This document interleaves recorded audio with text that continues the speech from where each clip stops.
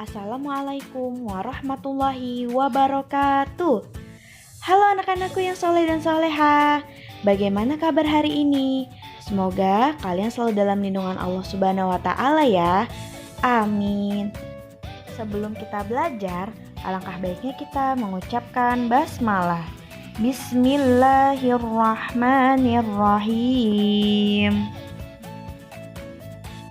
Oke, hari ini kita akan belajar tematik 3C, subtema 3, pembelajaran 5. Perhatikan ya penjelasan dari Ustazah. Oke, kemarin kita sudah belajar tentang pembelajaran mencair, membeku, menguap, dan mengembun, merupakan jenis pertumbuhan wujud benda. Nah, sekarang kita akan mempelajari perubahan wujud, yaitu menyublin, pembelajaran 5. Perhatikan ya. Ibu meletakkan kamper barus di lemari pakaian Tony. Seminggu kemudian, Tony melihat kapur barus tersebut sudah tidak ada. Tony menjadi bingung. Ibu menjelaskan bahwa kamper itu tidak hilang. Kamper tersebut mengecil dan lama-kelamaan akan habis. Kamper tersebut berubah menjadi uap. Uap berubah menjadi berbau wangi. Itulah yang dapat mencegah timbulnya jamur dan juga apak di dalam lemari. Nah, peristiwa yang terjadi pada kamper merupakan proses menyublin. Menyublin adalah perubahan wujud benda padat menjadi benda gas. Nah, perubahan benda gas menjadi padat juga disebut menyublin. Ya. Nah, menyublin adalah perubahan benda padat menjadi benda gas atau benda gas menjadi benda padat. Ya. Di sini, selain kamper, ada pun contoh proses perubahan wujud benda menyublin. Yang pertama, es kering. Ada yang tahu tidak es kering? Biasanya es kering ini digunakan untuk menaruh es krim agar es krim tidak mencair, dan dia banyak banget seperti asap ya. Es kering yang dibiarkan pada ruangan terbuka lama-kelamaan akan habis. Es kering dibuat dari gas CO2. Es kering biasanya digunakan untuk menjaga makanan atau minuman agar tetap dingin tanpa meninggalkan cairan. Nah, saat dibiarkan di udara terbuka, es kering lama-kelamaan akan habis karena berubah menjadi gas. Yang kedua, terjadinya hujan salju. Uap air, benda gas yang terkumpul di awan, akan berubah menjadi butiran salju. Nah, itu benda padat. Nah, ketika terkena suhu yang sangat dingin, butiran salju tersebut kemudian turun menjadi hujan salju. Nah, itu adalah merupakan contoh proses perubahan menyublin. Lalu apalagi ya, yang ketiga yaitu pengharum mobil yang berbentuk padat lama-kelamaan akan habis karena berubah menjadi gas. Nah, biasanya kalau pewangi mobil kan banyak tuh. Nah, itu lama-lama kan kecil, menipis, habis deh. Tapi manfaatnya itu berubah ruangan mobil menjadi wangi. Oke, kita lanjut. Setelah membaca teks tersebut, cobalah menjawab soal berikut. Pertama, disebut apakah perubahan wujud benda padat menjadi benda gas, yaitu menyublin. Kedua, mengapa es kering yang dibiarkan di ruangan terbuka lama-kelamaan akan habis, yaitu akan apa? Terkena udara di luar atau terjadi penguapan. Oke, yang ketiga, fakta apa yang mempengaruhi proses penyubliman? Apa ayo? Yaitu pemanasan dan pendinginan. Keempat, apa yang membedakan antara peristiwa menguap dan menyublin? Nah, ini hampir sama ya prosesnya, menguap dan menyublin. Coba ada yang ingat tidak apa perbedaannya? Perbedaan menguap yaitu benda cair menjadi benda gas. Nah, kalau menyublin yaitu benda padat berubah menjadi gas. Bedanya kalau menguap benda cair, kalau menyublin benda padat. Oke, lanjut ya. Nah, apa yang membedakan antara peristiwa menguap dan menyublin? Oke, tadi ya. Yang kelima, apa yang membedakan antara peristiwa menyublin dan menguap? Oh, sama ini jawabannya kayak tadi. Oh, mau nyublin dan mencair. Kalau menyublin itu tadi benda padat menjadi gas. Kalau mencair itu benda padat menjadi cair, tidak menjadi gas ya, tapi menjadi cair. Oke, kita lanjut.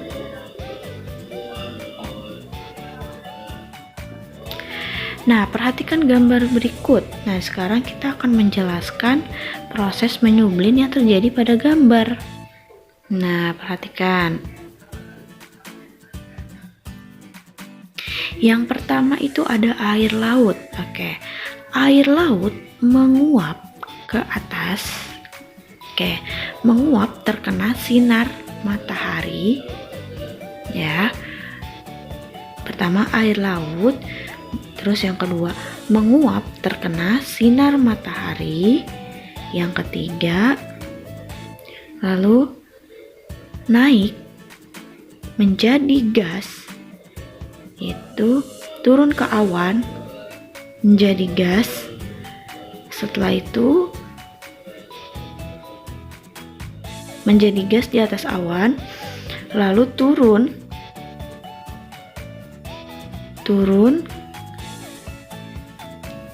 ke bumi, turunlah hujan dan salju.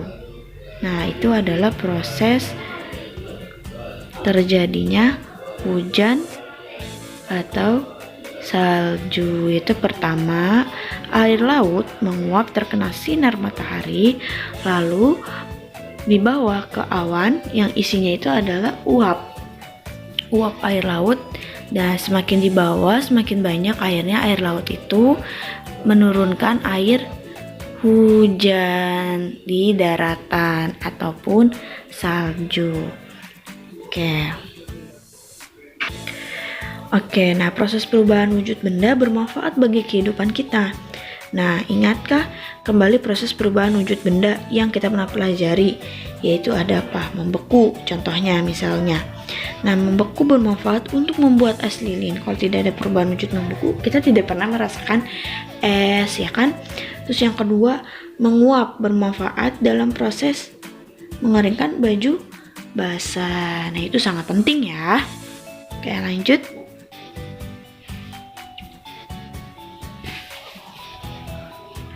Oke, di sini ada proses perubahan wujud benda juga bermanfaat untuk membuat makanan. Ibu ingin membuat kue. Ibu berbelanja bahan-bahan untuk membuat kue. Ibu membeli tepung terigu dan gula dengan berat seperti gambar berikut. Nah, perhatikan. Untuk membuat kue, ibu memakai 800 gram tepung terigu dan 1 kg 200 gram gula. Berapakah berat sisa tepung terigu dan gula ibu? Manakah yang lebih berat? Oke, perhatikan. Berat tepung terigu mula-mula 1 kg 400 gram. Oke. Lalu sisa tepung terigu 1 kg 400 gram dikurang 800 gram. Nah, kilogramnya kita ganti ke gram ya. Berarti 1 kg 400 gram sama dengan 1400 gram dikurang 800 sama dengan 600 gram. Nah, kita lanjut. Berat gula mula-mula 1 kg 800 gram. Sisa gula sama dengan 1800 gram dikurang 1200 gram. Yang tadi 1 kg 200 gram sama dengan 600 gram. Jadi sisa gula sama beratnya dari sisa tepung terigu.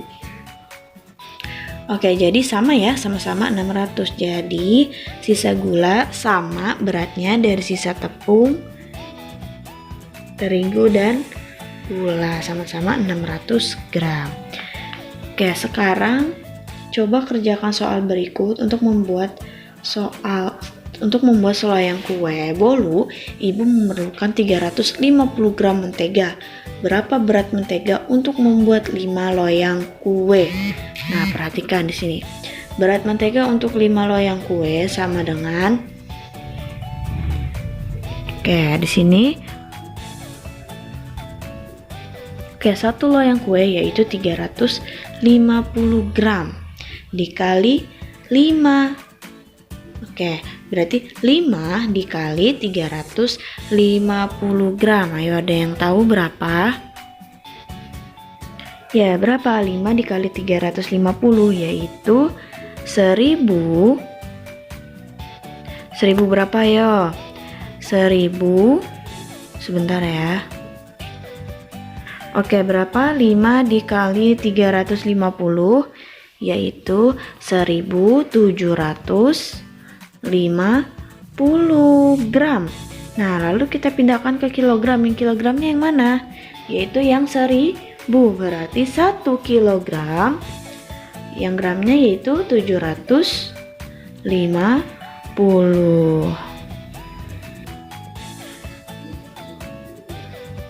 Oke, sampai sini paham ya? Kita lanjut.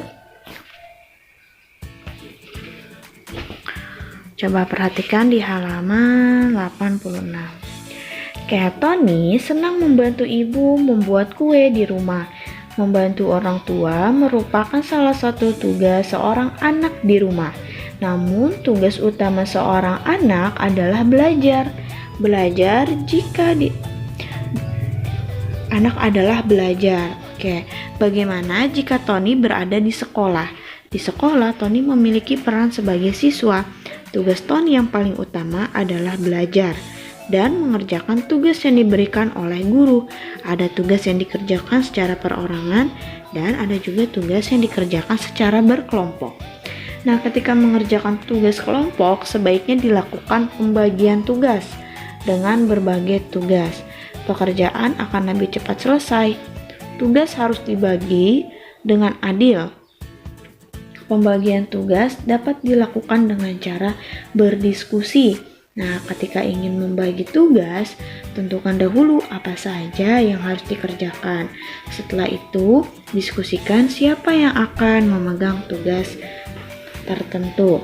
Nah, misalnya nih, ketika mengerjakan tugas membuat booklet tentang perubahan wujud benda tertentu. Isi booklet yang akan dibuat, bentuknya, dan waktu penyelesaiannya.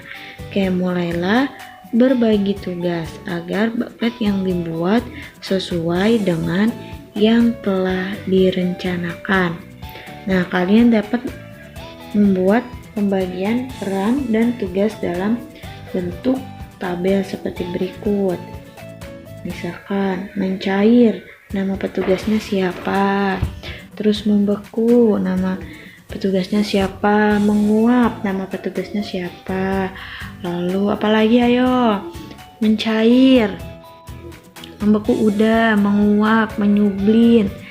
Oke, nah itu ditulis nama tugasnya agar tahu tugasnya dan tidak ada dan semuanya mengerjakan tugas atau perannya masing-masing.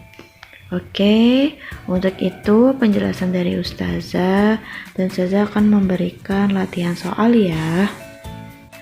Oke, untuk itu Ustazah akan memberikan latihan soal. Ayo berlatih halaman 87 ya. Jika sudah selesai, kalian bisa foto dan kirimkan ke WA Ustazah Lina. Oke, untuk mengakhiri pembelajaran hari ini, alangkah baiknya kita mengucapkan hamdalah. Alhamdulillahirabbil alamin. Oke, sekian dari Ustazah, kurang lebihnya mohon maaf. Wabillahi taufiq wal hidayah. Wassalamualaikum warahmatullahi wabarakatuh.